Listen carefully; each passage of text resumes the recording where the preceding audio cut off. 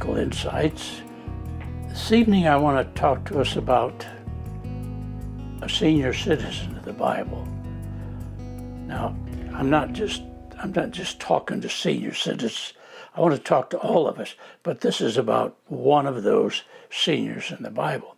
But I think it also applies to the church as well. Church growth experts tell us that every church has a lifespan, same as people.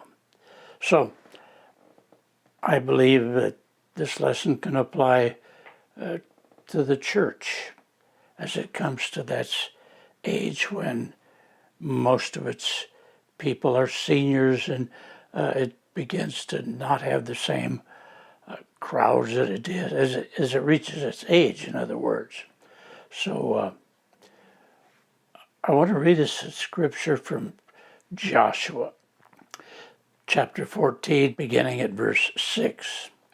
Then the sons of Judah drew near to Joshua in Gilgal, and Caleb, the son of Jephunneh the Kenizzite, said to him, You know the word which the Lord spoke to Moses, the man of God, concerning you and me in Kadesh Barnea.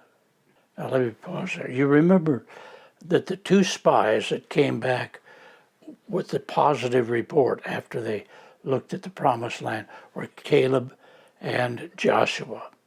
So here we say the sons of Judah drew near to Joshua, and Caleb, that's his partner in believing they could take the land. You know the word which the Lord spoke to Moses, the man of God, concerning you and me in Kadesh Barnea. I was 40 years old when Moses, the servant of the Lord, sent me from Kadesh Barnea to spy out the land, and brought back word to him as it was in my heart. Nevertheless, my brethren who went up with me made the heart of the people melt with fear, but I followed the Lord my God fully. So Moses swore on that day, saying, Surely the land on which your foot has trodden will be an inheritance to you and your children forever, because you have followed the Lord my God fully. Now, behold, the Lord has let me live, just as he spoke these 45 years, from the time that the Lord spoke this word to Moses, when Israel walked in the wilderness. And now, behold, I am 85 years old today. I'm still strong today as I was in the day Moses sent me. As my strength was then, so my strength is now, for war and for going out and coming in. Now then, give me this hill country about which the Lord spoke on that day. For you heard on that day that Anakim was there, with great fortified cities. Perhaps the Lord will be with me, and I'll drive them out as the Lord has spoken. So Joshua blessed him and gave Hebron to Caleb, the son of Jephunneh, for an inheritance. Therefore, Hebron became the inheritance of Caleb, the son of Jephunneh, the Kenizzite, until this day, because, now get this, because he followed the Lord God of Israel fully. Now, the name of Hebron was formerly Kiriath Arba, for Arba was the greatest man among the Anakim. Then the land had rest from war. So we're going to talk about this 85-year-old man who said, Give me the land, I can take it. I read kind of a humorous story about an efficiency expert. He rushed into the personnel office, interrupting an interview that the personnel manager was having. And he said, almost frantically, How many employees do we have approaching retirement? All of them, replied the manager. I don't know one of them going in the other direction. And so, as we look at this senior, I think we could all benefit from Caleb's example. Here are three things I think we could see demonstrated in Caleb's life and testimony. Three things I want us to look at. Number one, and I've used this saying in my messages over and over and over. But here it is. The older we get, the more we become what we've always been. The older we get, the more we become like what we've always been. Contemporary statements of this. I remember in the 6th grade, I had a man teacher by the name of Mr. George. And he said this more than once, and I've never forgot it. He told us 6th graders, he said, you won't change much from what you are today. You're already what you'll be when you grow up. In other words, by the time we reached the 6th grade, he said, you're already like you will be the rest of your life. And then another pastor, leader in our church, made this statement. He said, communists claim, give me your child until he's 4, and we'll have him for the rest of his life. So you see, our lives are shaped early, and we become more and more what we are by that age. And so Caleb was following that pattern. So let's look at a couple things about Caleb. First of all, he was a man of faith. He followed the Lord fully. In Numbers 14:24, God said of Caleb, but my servant Caleb, because he's had a different spirit and followed me fully, I will bring into the land which he entered, and his descendants shall take possession of it. Now remember, this was when God had kept Israel 40 years in the wilderness, so the generation that didn't want to follow Caleb and Joshua's advice, they all died in the wilderness, except Caleb and Joshua came into the land of the promise. Caleb followed the Lord fully, and he believed that God would overcome the giants in his life. He'd seen the giants, the same as the other 10. But he believed that God could overcome them. Numbers 13:30 says, then Caleb quieted the people before Moses and said, we should by all means go and take possession of it, for we will surely overcome it. He believed God would overcome the giants. Next, he was a man of humility. Now, he didn't try to tell Joshua or anyone else that he could do it on his own. He radiated loyalty and faith without waiting to be complimented or promoted for it. I want you to notice one thing. He and Joshua were the two that came back saying, we can take the land. Now he's facing Joshua. Remember, Joshua had kind of stepped up to be second in command, and then when Moses died, he led the children of Israel. So there was possibility. Caleb might have been just a little bit jealous. He had said the same things, but Joshua was now leader. But he was facing Joshua as he said this without jealousy. He was a humble man. The next thing we notice, he was a man of compassion and generosity. Now, notice he said, my brethren who went up with me. He's talking about the 10 who said, we can't take the land. There are giants in that land. He wasn't critical. He didn't criticize them. He was generous. He said, my brother who went up with me. Now, you can also see his generosity in chapter 15, verse 19. After he had taken Hebron and that land, he gave his daughter the Upper and Lower Springs, which is a very lucrative gift, a very generous gift, Upper and Lower Springs, as a wedding present. So he was compassionate, he was humble, he was generous. You can kind of get a glimpse of the type of man that Caleb was.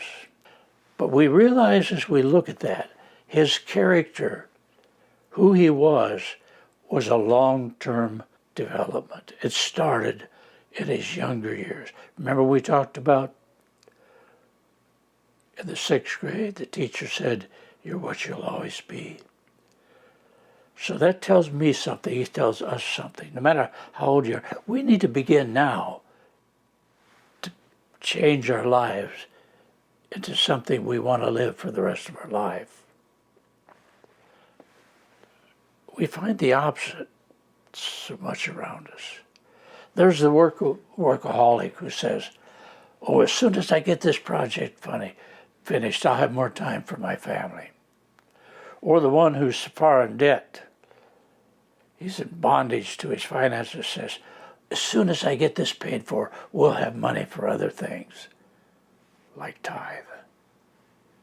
Or the one with the negative attitude. If only I didn't have this person in my life, or that situation, or this job, or that predicament. If only I didn't have those things, I'd be happy. But you see, Caleb's character was formed early, and he was the man he was. Now, the third thing we notice, God's payday doesn't always come on Friday. Now, look at this. Here we stand with Caleb 45 years after God had promised him a place in that land. 45 years. He was 85 years old. And I have to ask myself, and we need to ask ourselves, how long have we had to wait? Have we been patient? But you see, Caleb knew the promise.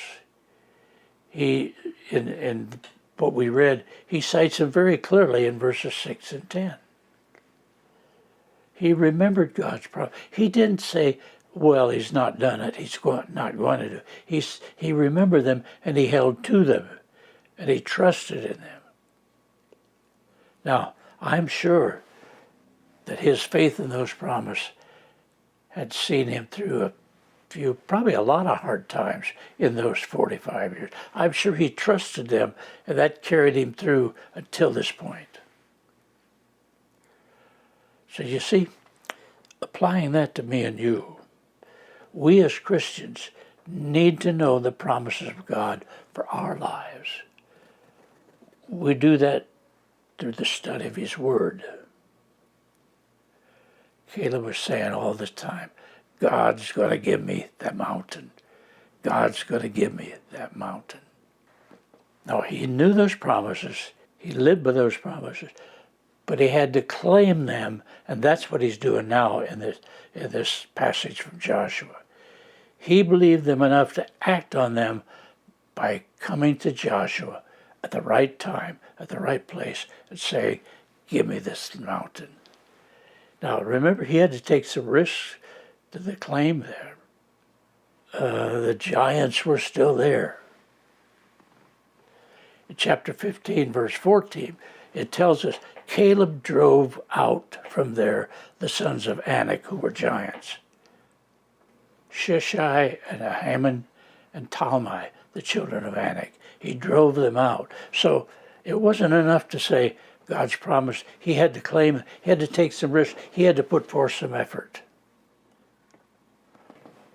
So we have to ask ourselves, how long have we been praying for something or someone the Lord hasn't answered yet? Don't give up. Take a look at Caleb. 45 years. The second thing we notice is God's promises aren't always a rose garden. Answers to prayer don't always come on a silver platter. Caleb had to take some risks. Caleb had to put forth some effort to claim them. The third thing I noticed from reading about Caleb, you're as old as you feel. In verses 11 and 12, "Give me this mountain," he says. He was ready to meet the challenge. Look at what he said in verses 11 and 12. I mentioned them. Let's read them. He said, "I'm still as strong today as I was in the day Moses sent me. As my strength was then, so my strength is now. For war and for going out and for coming in. Now then, give me this hill country about which the Lord spoke on that day. For you heard on that day that Anakim was there, with great fortified cities. Perhaps the Lord will be with me, and I'll drive them out as the Lord has spoken. He was feeling pretty young then, wasn't he? You see, if this speaks to me, he didn't use his retirement, and I'm sure he was retired at 85. He didn't use it as a cop-out. He said, I can do it. I feel as good as I ever did. I'm going to take it. Give it to me. So you see, attitude is all important. His attitude was based, first of all, on faith in the promises of God. You notice in verse 12 he said, perhaps the Lord will be, maybe the Lord will be with me. Now that wasn't expressing a doubt, but a humble faith. He didn't say, I doubt the Lord will be with me. He said, perhaps. In other words, that was faith. He knew God would be with him. So where others saw impossibilities, Caleb saw opportunity and challenge. Now, get this. Caleb was still facing challenges at 85. Where were his contemporaries? I can tell you where they were. They died in the desert.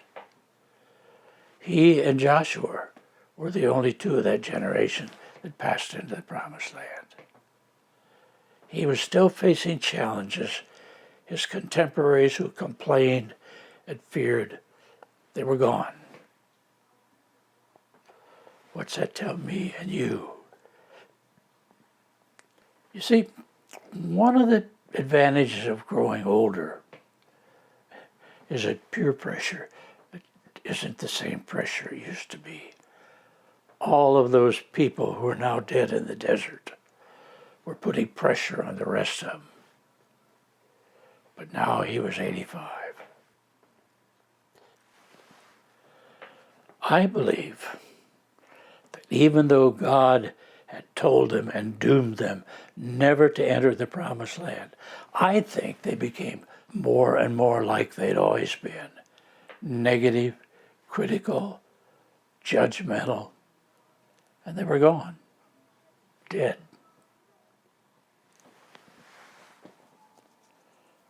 We need to ask ourselves this question. What mountain are we asking God for this evening? Or are we saying it's impossible? We're facing the mountain in the church. I said this could be about the church. We're facing the mountain of reaching the world for Christ. And you know as well as I do, there are giants in the land. There are people and organizations and groups that want to stop us, that want us to keep us, that want to destroy us even.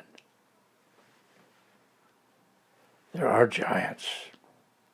Some of us may be facing mountains of attitudes or possibly, very likely, physical difficulties or relationships. Whatever your mountain, I challenge you to approach it like Caleb did. Give me this mountain. Perhaps the Lord will be with us as well, and we'll drive out the giants. Now, let me close by reading the words of a song I found years ago in a book. And I can't find too much about the beginning of it, but it was written by a man by the name of Bill Harvey. It's called I Want This Mountain, or Caleb's Song. So here's the words of the verse. I saw the giant of prayerlessness upon the mountain high. He laughed so hard at my unbending knee. No longer in the wilderness, I'll stay, and so I cry, I want that mountain. It belongs to me. There was a giant of laziness who said I wouldn't go and witness for the one who set me free. I'll come out from the wilderness. I'll witness now, I know. I want that mountain. It belongs to me. One faithless giant upon the crest of Hebron's lofty height has vowed that he's the one to make me free.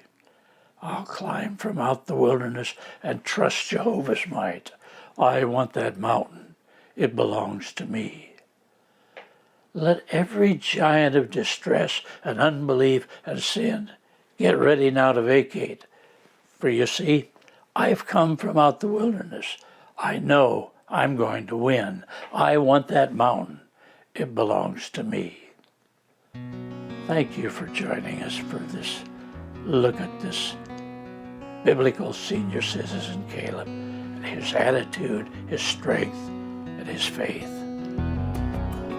Let's have that kind of faith when we reach those years and trust in God.